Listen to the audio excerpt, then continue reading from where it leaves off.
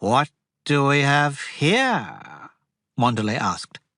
A human artist? I thought you all died out centuries ago, limited by your feeble lifespans. Sorry says hello, Dre replied. Wanderley stiffened at the name. Nearly 2,000 years had passed, but he couldn't forget her. The rune Mirraleith who had battered aside his assaults as if he were an infant, and who would have killed him had he not already blown the horn. Sorry is dead. He practically spat out the words. But her spirit lives on.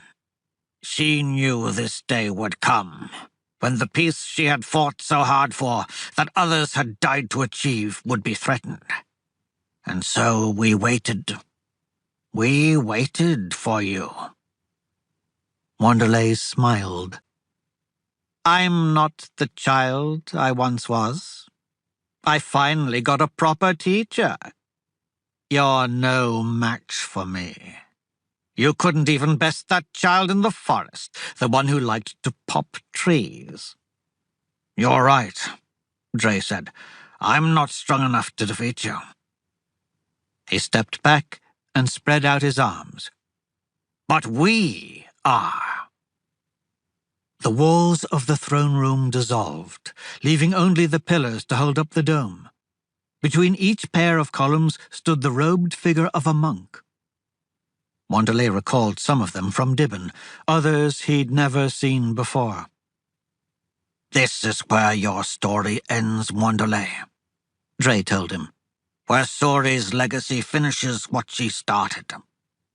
Wanderley shook his head. I don't think so.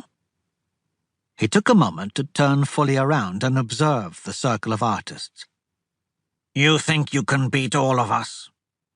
No, Wanderley replied. Then you can't afford it. He smiled at Dre. You can't afford to kill me. The cost will be too high. If you attack, I will take this entire city with me. The whole of Persepolis will be destroyed. Every last Frey, mere, man, woman, child, dog, goat, flea, and tick will be killed. All the buildings wiped out. The entire capital of the world gone, and with it, the bloodline of Nephron. He stared at Dre, and the First Minister stared back. You know I'll do it.